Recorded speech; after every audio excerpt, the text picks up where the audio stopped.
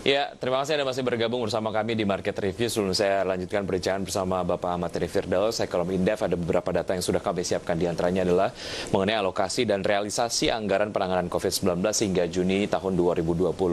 Untuk perlindungan sosial misalnya alokasinya mencapai 203,9 triliun rupiah, namun realisasinya hingga Juni 2020 baru 34,06%. Untuk teman-teman UMKM sebanyak 423,46 triliun rupiah, namun yang terrealisasi baru 22,74%. Selanjutnya untuk insentif usaha 120,61 triliun rupiah yang sudah terrealisasi 10,14%. Untuk sektoral dan kementerian lembaga dan pemerintah daerah 97,1 triliun rupiah, terrealisasi 4,01%. Kesehatan 87,5 triliun rupiah. Sementara yang terrealisasi 4,68% dan pembiayaan korporasi 44,57 triliun rupiah yang tercatat hingga Juni tahun 2020 belum ada yang tersalurkan. Kami kompilasi datanya dari Kementerian Keuangan di bulan Juni tahun 2020 dan berikutnya adalah mengenai rincian anggaran pemulihan ekonomi nasional.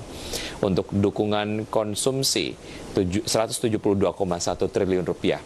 Insentif perpajakan 123,01 triliun rupiah, percepatan pembayaran kompensasi 90,42 triliun rupiah, kemudian pendapatan dana pemerintah diperbankan 87,59 triliun rupiah, dan untuk rincian anggaran pemulihan ekonomi nasional yang lainnya dapat Anda saksikan di layar televisi. Ya, kembali berbincang bersama Pak Ahmad. Apa yang perlu dilakukan Pak Ahmad supaya dari sisi UMKM-nya lah ya, untuk memastikan bahwa programnya ataupun mungkin stimulusnya cepat tersalur dan efektivitas dari berbagai macam program juga ini dapat terjamin lah. Kalau dari sisi pemerintahannya kan tadi kita sudah sampaikan dan juga sudah kita bahas. Tapi dari sisi UMKM-nya apa yang bisa dilakukan supaya kemudian pemerintah juga dapat mendapatkan input yang objektif lah. Ya, jadi masing-masing dinas di daerah ini perlu katakanlah memastikan ya atau mendata kembali data existing UMKM. Seperti itu, data existing UMKM saat ini seperti apa di daerah masing-masing, kemudian sektornya apa saja, ya kemudian juga dampak tenaga kerja, katakanlah mereka menyerap berapa banyak tenaga kerja, berapa banyak, sehingga ada input dari tingkat daerah untuk memberikan usulan terkait database UMKM yang akan disampaikan ke tingkat pusat seperti itu. Nah ini yang penting pertama perlu dilakukan.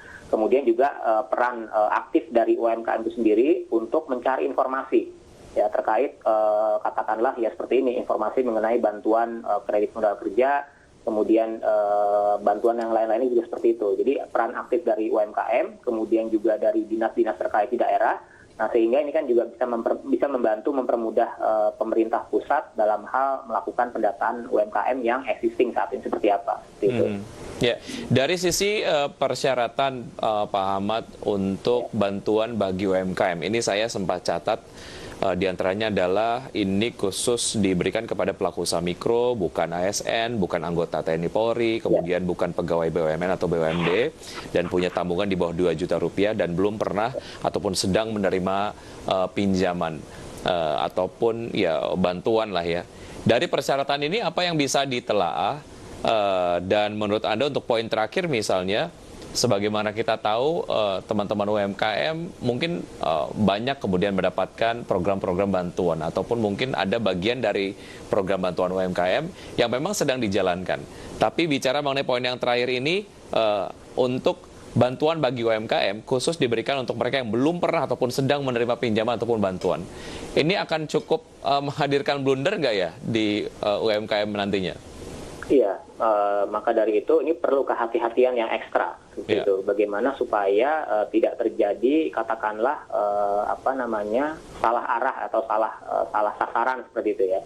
Nah sehingga ini perlu adanya kolaborasi ya, peran serta baik itu dari dinas terkait di daerah, kemudian juga katakanlah dinas terkait ini bekerja sama dengan masing-masing aparat di desa ya tingkat kelurahan untuk memastikan bahwa memang yang mengusulkan bantuan kredit ini benar-benar mereka yang berhak untuk memperolehnya, ya bukan tadi seperti yang dikecualikan seperti itu. Nah ini kan perlu saling cross check ya, baik itu tingkat daerah maupun juga sampai tingkat ke kelurahan kalau menurut saya. Jadi ini perlu dipastikan kembali bahwa memang tadi kredit yang dialokasikan dari pusat ini tidak salah sasaran, kemudian juga efektif ya untuk